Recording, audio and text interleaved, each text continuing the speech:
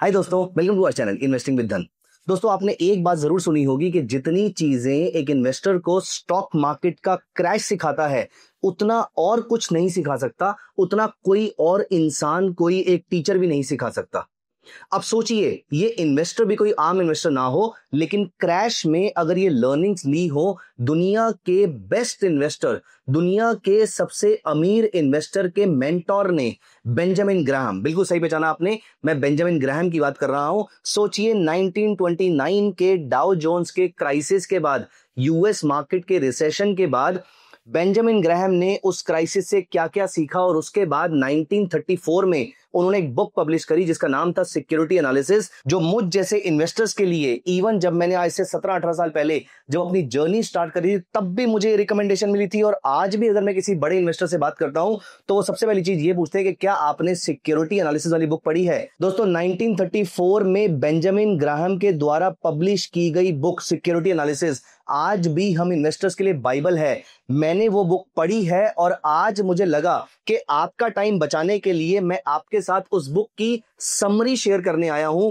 दोस्तों, बिल्कुल सही सुना आपने, सिक्योरिटी एनालिसिस की इतनी मोटी बुक जो कि लिटरली एक बिगिनर के लिए बहुत ही ओवरवेलमिंग हो सकती है, आपके लिए इसको एक गो में पढ़ना तो छोड़िए, एक महीने में पढ़ना भी बहुत मुश्किल हो सकता है। लेकिन क्योंकि मैंने इस बुक को ना सिर्फ पढ़ा है और बार बार उसको रिवाइज भी किया है, उसके इंपॉर्टेंट पॉइंट्स को नोट डाउन भी किया है, तो आज इस वीडियो में मैं आपके साथ डिस्कस करने वाला हूं 5 ऐसे लेसन्स जो आप सिक्योरिटी एनालिसिस बुक से सीखते हैं। दोस्तों, आपको बुक ना पढ़नी पड़े इसीलिए मैं ये वीडियो आपके लिए लेकर आया हूं। बहुत एफर्ट लगता है ये सारी चीज करने में, तो प्लीज मेक श्योर कि आप इस वीडियो को अभी के अभी लाइक कर दीजिए। I am very very sure कि आपको ये 5 लेसन्स ना सिर्फ पसंद आने वाले हैं, बल्कि आपको आपकी जिंदगी में एक बड़ा सक्सेसफुल इन्वेस्टर बनने के लिए ये सारे रूल्स बहुत ज्यादा काम आने वाले हैं। और हाँ, यहां पर आगे बढ़ने से पहले पहली बात तो वीडियो को लाइक कर दीजिएगा, चैनल को सब्सक्राइब कर दीजिएगा, और तीसरा, प्लीज मेक श्योर कि आप एक पेपर और पेन लेकर बैठिएगा, 5 लेसन्स को लिखिएगा। ये 5 लेसन्स अपने ट्रेडिंग डेस्क पे सामने रख लीजिएगा। एज एन इन्वेस्टर ये बातें आपको कभी नहीं भूलनी है। दोस्तों, लेसन नंबर 1 जिसपे बार बार एम्फसाइज किया गया है, लेसन नंबर 1 जिसके बारे में एक बार नहीं कई बार डिस्कशन की गई है, और यही एक सबसे बड़ा लेसन है जो वॉरेन बफेट कहते हैं कि मैंने इस बुक सिक्योरिटी एनालिसिस से लिया है। वो लेसन क्या है? That always have a margin of safety for yourself. दोस्तों, मार्जिन ऑफ सेफ्टी क्या होता है? मार्जिन ऑफ सेफ्टी होता है, फॉर एग्जाम्पल, अगर एक स्टॉक की इंट्रिंसिक वैल्यू 100 रुपए है तो आपने उसको 120, 150, 200 पे परचेज नहीं करना है। वो 100 की इंट्रिंसिक वैल्यू वाला, वो 100 की परसीव्ड इंट्रिंसिक वैल्यू वाला स्टॉक जब तक आपको 70-80 रुपए का ना मिले तब तक आपने उस शेयर को परचेज नहीं करना है। अब आपके माइंड में क्वेश्चन आएगा कि क्या पता वो शेयर कभी मिले ही ना। बेंजामिन ग्राहम का यही कहना था कि जो जो शेयर मिल रहे हैं, and let me tell you one thing, उनकी ये बात आज तक सही साबित होती है कि मार्केट के जिस मर्जी फेज पे, चाहे मार्केट कोलैप्स कर रही हो, चाहे market all time high hit कर रही हो, इकोनॉमी ऊपर जा रही हो, इकोनॉमी नीचे जा रही हो, आपको हमेशा ऐसे स्टॉक मिलेंगे जिनमें आपको मार्जिन ऑफ सेफ्टी डेफिनेटली मिल जाएगी। For example, discounted cash flow method use करके देयर आर मेनी पोर्टल्स जो आपको ये बताते हैं कि इस कंपनी की इंट्रिंसिक वैल्यू ये है। अगर वो शेयर अपनी इंट्रिंसिक वैल्यू से नीचे चल रहा है और आपको भी लगता है कि इसका बिजनेस फोर्सेबल फ्यूचर में चलता रहेगा, अगले 5 साल, 10 साल, 15 साल, 20 साल इसका कुछ नहीं होने वाला है, दोस्तों ऐसे स्टॉक्स को मार्जिन ऑफ सेफ्टी वाले स्टॉक्स बोला जाता है। फॉर एग्जांपल, ऑटो सेक्टर में कुछ स्टॉक्स हो सकते हैं जिनमें मार्जिन ऑफ सेफ्टी, क्योंकि अभी रिसेंटली ऑटो सेक्टर में बहुत ज्यादा फॉल आया है, मैं यहां पर कोई रिकमेंडेशन नहीं दे रहा, लेकिन डोनाल्ड ट्रंप की एक्सेसिव टैरिफ लगाने के बाद ऑटो सेक्टर की पिटाई सबसे ज्यादा हुई है, अभी आईटी सेक्टर की पिटाई हो रही है। ऐसे टाइम पर जब मैं ये वीडियो बना रहा हूं और मार्केट पिछले एक हफ्ता 10 दिन के अंदर has gone up by more than 6, 7, 8% और सो, अलग अलग इंडाइसेस 6 से 9% के आसपास तक ऊपर गए हैं, उनमें भी बहुत सारे स्टॉक्स ऐसे हैं जिनमें मार्जिन ऑफ सेफ्टी आज मिल रही है। दोस्तों, सेकंड लेसन जो मुझे इस बुक से मिला, जो मैंने बड़ा बड़ा अपने ट्रेडिंग डेस्क पे प्रिंट आउट निकाल के लगा रखा है, वो ये है that focus on the intrinsic value, not on the market value. मैंने हमेशा से इस बात को इंश्योर किया है, एटलीस्ट पिछले 12 से 15 साल में मैंने इस बात को इंश्योर किया है कि मार्केट के ऑल टाइम हाई पर जब मुझे दिख रहा है कि पूरी दुनिया में यूफोरिया बहुत ज्यादा है और यहां पर स्टॉक अपने इंट्रिंसिक वैल्यू से बहुत ज्यादा ऊपर ट्रेड कर रहे हैं, मैं बहुत ही कंजर्वेटिव हो जाता हूं। और जब कभी मार्केट गिरती है और मुझे कोई स्टॉक्स अपनी इंट्रिंसिक वैल्यू से नीचे मिलते हैं, मैं वहां पर उस स्टॉक को जरूर बाय करता हूं। दोस्तों, इंट्रिंसिक वैल्यू किसी कंपनी की कैसे फाइंड आउट करी जाती है, ये एक लंबा टॉपिक है, तो मैं यहां पर सिर्फ इंट्रिंसिक वैल्यू का वर्ड यूज कर रहा हूं। लेकिन अगर आपको इंट्रिंसिक वैल्यू का पूरा प्रोसेस समझने के लिए भी अगर वीडियो चाहिए तो कमेंट में मुझे मेंशन कर दीजिएगा, मैं डेफिनेटली उस पर आपके लिए एक स्पेशल वीडियो लेकर आऊंगा। लेकिन आज के लिए आपको बहुत सारे पोर्टल्स पे इंट्रिंसिक वैल्यू वर्ड मिल जाएगा। So always remember, do not, मैंने डेलिबरेटली 3 बार रिपीट किया है, never ever focus on the market value, always focus on the intrinsic value.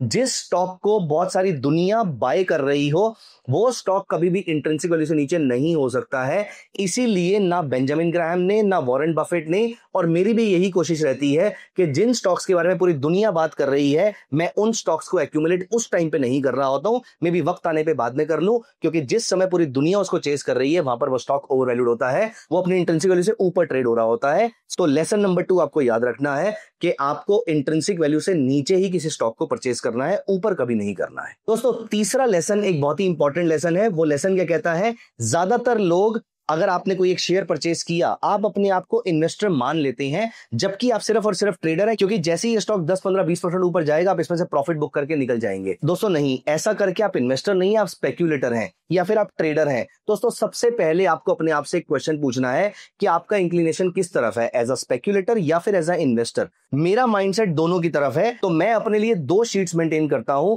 जहां पर मैंने अपने लिए एक एक्सेल शीट के अंदर सारे के सारे इन्वेस्टमेंट वाले स्टॉक्स लिखे हुए हैं और एक जगह पे सारे के सारे ट्रेडिंग वाले जो मैं लिखता रहता हूं। चाहे आप एक ही ट्रेडिंग अकाउंट के अंदर ये काम करिए, बहुत अच्छी बात है, आप इस तरीके से अपने लिए एक्सेल शीट मेंटेन कर सकते हैं। लेकिन मैं आपको सजेस्ट करूंगा कि आप धन प्लेटफॉर्म पे जाइए, धन की ऐप ओपन कीजिए और जो जो स्टॉक्स आपके इन्वेस्टमेंट वाले स्टॉक्स हैं उनको mark as long term holdings कर लीजिए, सो दैट आप गलती से भी उसको ट्रेडिंग के पॉइंट ऑफ व्यू से बेच ना दें। दोस्तों, इस तरीके से आप इन्वेस्टमेंट और स्पेकुलेशन में डिफरेंशिएशन आराम से कर पाएंगे अपने अकाउंट के अंदर। अदरवाइज मोस्टली हम कंफ्यूज होके इन्वेस्टमेंट वाले स्टॉक को जल्दी बेच दिया करते हैं, ऐसा हमें नहीं करना चाहिए। आप स्पेक्यूलेटर और इन्वेस्टर दोनों बन सकते हैं, लेकिन आपको इन्वेस्टमेंट वाले स्टॉक्स में ट्रेडिंग नहीं करनी, स्पेकुलेशन नहीं करनी है। तो पहले आप ये डिसाइड कीजिए कि आपका इंक्लिनेशन किस तरफ है। As a investor, Benjamin Graham ने कभी भी स्टॉक्स को ट्रेड नहीं किया, इसलिए उनका इंक्लिनेशन पूरा का पूरा इन्वेस्टमेंट की तरफ था। आप अगर इन्वेस्टमेंट करना चाहते हैं तो स्टॉक का प्राइस मैटर नहीं करता, स्टॉक की वैल्यूएशन मैटर करती है, स्टॉक का बिजनेस मैटर करता है, स्टॉक की बिजनेस साइकिल मैटर करती है।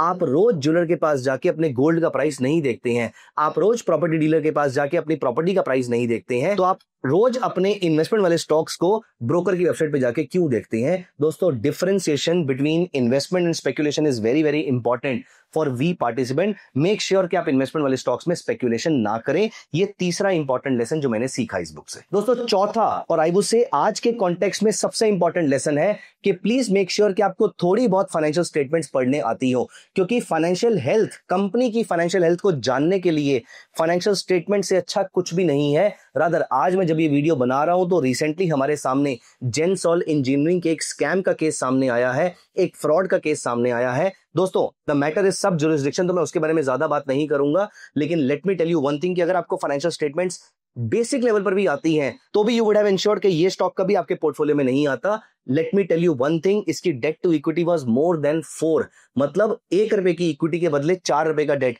एक बेसिक चीज तो हम सबको समझ में आती है ना कि ये कंपनी बिल्कुल उधार पे चल रही थी, और उधार वाली कंपनीज के लिए अपने स्टेटस को मेंटेन कर पाना बहुत मुश्किल होता है और लगातार डेट की इंस्टॉलमेंट्स को पे कर पाना बहुत मुश्किल होता है। इसलिए मेक श्योर, चौथा रूल आप जरूर फॉलो करें, चौथा लेसन आप जरूर फॉलो करें कि आपको फाइनेंशियल स्टेटमेंट्स पढ़नी आनी चाहिए, चाहे बेसिक लेवल पर। And let me tell you one thing, हमने इसी चैनल पर कम से कम 100 वीडियोस ऐसी डाली है जिसके थ्रू आप फाइनेंशियल स्टेटमेंट्स को पढ़ सकते हैं। आप देखिए मेरी वीडियो को, जहां पर मैंने डिस्कस किया है इनकम स्टेटमेंट को कैसे स्टडी करते हैं, बैलेंस शीट को कैसे स्टडी करते हैं, कैश फ्लो स्टेटमेंट में कौन से पैरामीटर्स डालते हैं, ये सारी चीजें मैंने इसी चैनल पर डिस्कस करी हैं। प्लीज मेक श्योर कि आप वो वीडियो जरूर देखिएगा। एंड दोस्तों, 5वां लेसन, ये stock market is not a overnight game. यहां पर 2 चीजें जो आपके लिए सबसे ज्यादा मैटर करती है वो है डिसिप्लिन और पेशेंस। अगर आप में पेशेंस नहीं है तो इन्वेस्टमेंट आपकी गेम नहीं है। दोस्तों, वॉरेन बफेट साहब ने भी ये बात बोली है और बेंजामिन ग्राहम ने भी बुक में ये बात बोली हुई है। आप ऐसा सोचिए कि आपने आज किसी कंपनी को परचेज किया